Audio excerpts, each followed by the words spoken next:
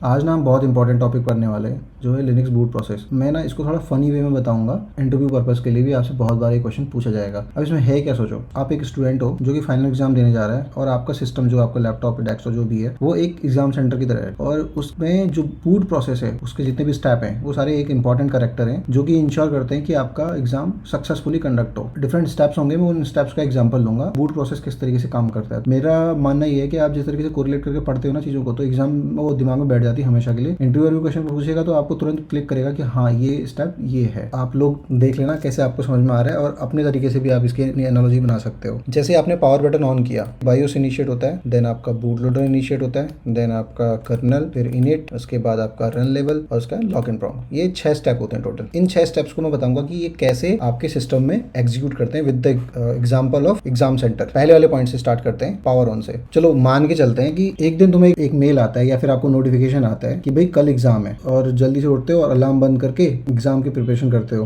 वैसे ही कंप्यूटर में power button दबाने के बाद, ठीक है, ये पावर बटन दबाने के बाद बूट होना शुरू करता है। बूट हो गया। इसका टेक्निकल एक्सप्लेनेशन अगर मैं दूं तो ये होगा, देखो पावर बटन दबाते ही PSU power supply unit activate होता है, फिर CPU स्टार्ट होता है और बायोस UEFI को कॉल करता है। बायोस होगा या फिर UEFI होगा। अगर हार्डवेयर प्रॉपरली कनेक्टेड नहीं है तो सिस्टम बूट नहीं होगा। एग्जाम्पल के तौर पे ले लो, अगर तुम अलार्म सुनना इग्नोर कर दो और सोए रहो तुम्हारा एग्जाम हो गया, ठीक है। वैसे ही अगर पावर सप्लाई फेल हो जाए तो सिस्टम बूट ही नहीं करेगा। ये पहला स्टेप हो गया आपका पावर ऑन का। यहाँ पर अब जब मैं बायोस पे क्लिक करता हूँ, देखो नेक्स्ट स्टेप आया मेरा बायोस, मतलब आपने पावर बटन ऑन कर दिया। अब आप आगे बायोस में। अब बायोस क्या है? बायोस एक तरीके से समझ लो कि ये पियोन है। पियोन भैया जो आपके कॉलेज में सेंटर का गेट खोलने के लिए आते हैं। पहले वो चेक करेंगे कि एग्जाम हॉल रेडी है कि नहीं है, बेंचेस ठीक हैं, लाइट चल रही हैं, पानी अवेलेबल है कि नहीं है, सारी चीज़ें। अगर कोई दिक्कत है तो वो तभी के तभी सॉल्व करेंगे, ठीक है। तो ये यहाँ पे ये हो गया बायोस। तो यहाँ पर अगर मैं इसका टेक्निकल एक्सप्लेनेशन दूं तो बायोस में टेक्निकल एक्सप्लेनेशन में ये रहेगा कि बायोस है क्या, बेसिक इनपुट आउटपुट सिस्टम या फिर UEFI। इसकी जगह पे मैं UEFI भी लिख सकता हूँ। बायोस एक पुराना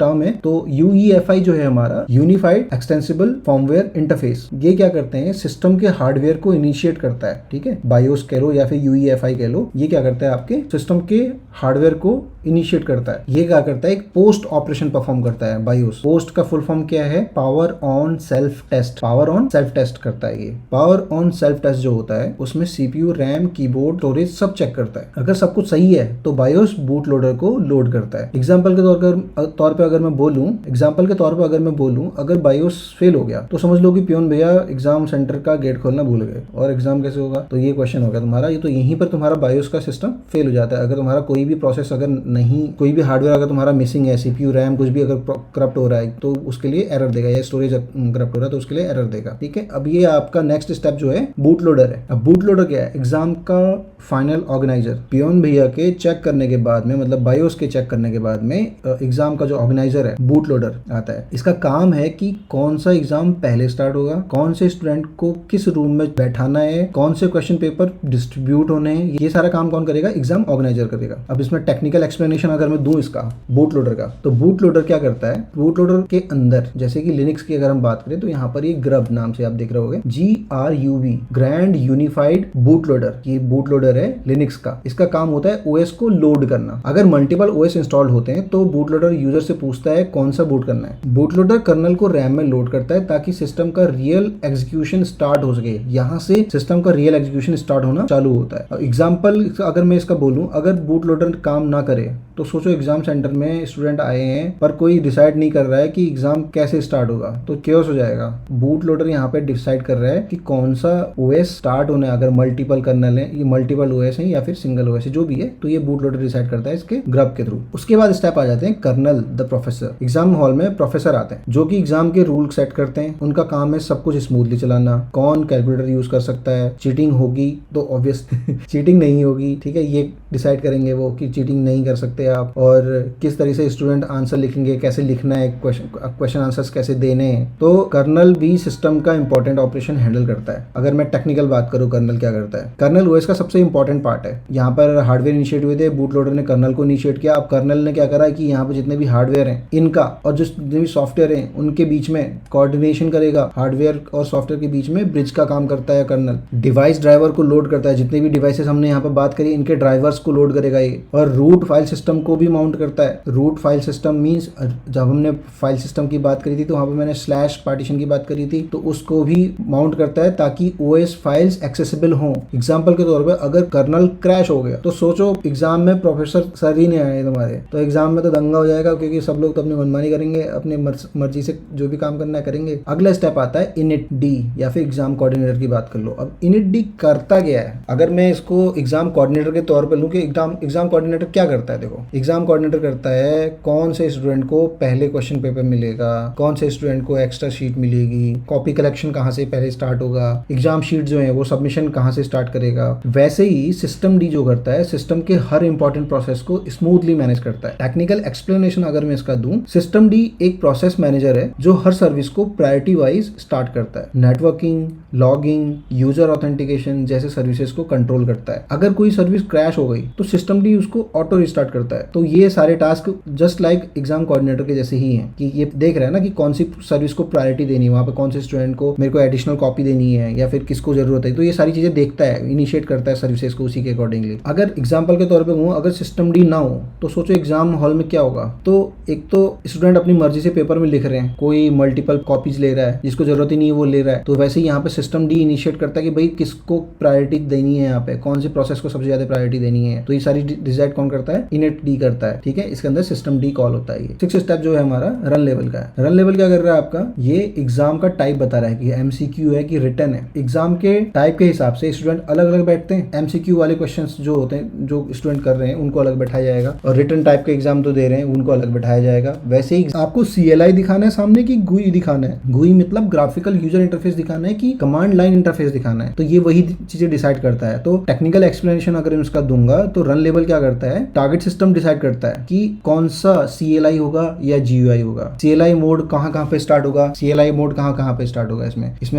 CLI मोड रन लेवल 3 में स्टार्ट होगा। GUI मोड कहाँ पे स्टार्ट होगा, रन लेवल 5 में स्टार्ट होगा। तो ये कौन सी चीजें सेट कहाँ पर होती हैं, ये यहीं पर रन लेवल पर सेट होती हैं। उसके बाद सिस्टम टारगेट्स इंश्योर करते हैं कि करेक्ट सिस्टम मोड ही बूट हो रहा है। सिस्टम टारगेट्स जो होते हैं यहाँ पे इनिशिएट होते हैं, और जब हम जैसे जैसे आगे बढ़ेंगे इन फ्यूचर सर्विसेज में तो मैं आपको दिखाऊंगा सिस्टम के अंदर लॉग इन करके। फॉर एग्जाम्पल अगर गलत हो गया रन लेवल तो सोचो फॉर एग्जाम्पल उससे ले लो कि MCQ वाले बच्चे को दे दिया आपने एसए लिखने के लिए और एसए वाले को दे दिया आपने MCQ के लिए, तो ये सब चीजें तो गड़बड़ होगी ना। तो इसलिए हमको कहाँ पर कौन सा रन लेवल चाहिए ये इंश्योर कौन करता है, ये रन लेवल करता है। तो ये टोटल आपकी प्रोसेस हो जाती है। उसके बाद आ जाता है log in prompt, last step है 7th step log in prompt. अब लॉग इन प्रॉम्प्ट में क्या हो रहा है, देखो अगर सब बच्चे इस एग्जाम हॉल में बैठ गए, अब आपके पास में ID चेक होगा, मतलब जो आपका एडमिट कार्ड चेक होगा। ठीक है, मैंने इसलिए यहाँ पे एडमिट कार्ड का एग्जांपल लिया। अब एडमिट कार्ड में आपका नाम होना चाहिए, रोल नंबर होना चाहिए, आपकी फोटो होनी चाहिए, सब कुछ होना चाहिए ना। तो आपका वो ऑथेंटिकेशन उससे मिलता है कि हाँ भाई ये यही क्रेडेंशियल है, यही बंदा बैठ सकता है, इसके अलावा दूसरा बंदा नहीं बैठ सकता, किसी और बंदे को नहीं बैठा सकते वहाँ पे। तो सेम चीज यहाँ पर है, अगर आपके पास में यूजर क्रेडेंशियल्स नहीं है तो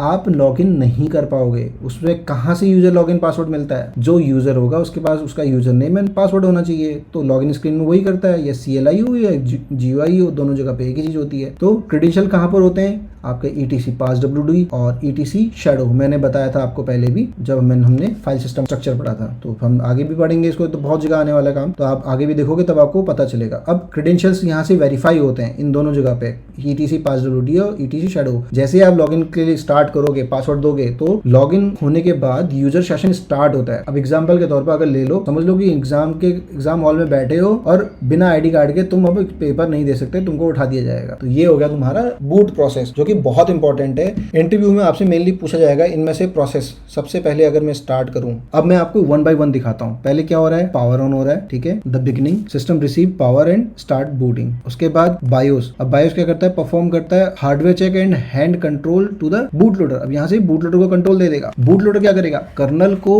मेमोरी में लोड करेगा और बूट ऑप्शंस देखेगा कि कौन सा OS बूट कराना है। उसके बाद एक हैंडओवर किसको कर देगा, कर्नल को। कर्नल आ गए भैया पिक्चर में। कर्नल क्या करेगा, डिवाइस ड्राइवर्स को लोड करेगा, start essential services and functions को। देन आपका इनिट डी या सिस्टम डी, यहाँ पे दोनों ये क्या करें, मैनेज सर्विसेज और बैकग्राउंड प्रोसेसेस को मैनेज करता है। उसके बाद आपका run level and targets determine करते हैं कि सिस्टम स्टेट ग्राफिकल होगा कि CLI होगा। उसके बाद आपका आ जाएगा लॉग इन प्रॉम्प्ट। यहाँ पर आप अपने ऑथेंटिकेशन दोगे, यूजर नेम एंड पासवर्ड, जिससे आप लॉग इन करना चाहते हो। ये रहा आपका boot process. Thank you so much समझने के लिए। अगर आपको मेरी वीडियोस वैल्यूएबल लग रही हैं और आपकी लाइफ में वैल्यूज ऐड कर रही हैं तो प्लीज प्लीज़ आप इनको शेयर कीजिए अपने दोस्तों के साथ में, और आप अपने कॉलेज में बताइए कि भाई आपका कर्नल कौन है, आपका बूट लोडर कौन है कॉलेज में, ठीक है, आपका बायोस कौन है, इनका मुझे बताओ। और बेस्ट ऑफ लक आपके इस लेक्चर के लिए, और आगे ऐसे ही लेक्चर और मैं कोशिश करूंगा कि थोड़ा सा इंटरेक्टिव हो और ऐसे फ़नी हो, थोड़ा सा मैं और फ़नी बनाने की कोशिश करूंगा अपने लेक्चर्स को। Thank you so much. और हाँ, आप लोग ज्वाइन कीजिए डिस्कॉर्ड, वहाँ पे मैं सारे अपने वीडियोस और अपने जितने भी रिसोर्सेज होते हैं, इन्फॉर्मेशन होती है, मैंने डिस्कॉर्ड का लिंक डिस्क्रिप्शन में दे रखा है, और वहाँ पर से आप उसको एक्सेस कर सकते हैं मेरे डिस्कॉर्ड चैनल को, और वहाँ पर सारे इन्फॉर्मेशन जो भी रिसोर्सेज हैं, जो भी मैं ऑनलाइन लेक्चर्स दे रहा हूँ एवरी वीकेंड, तो वो आप एक्सेस कर सकते हैं। Thank you so much.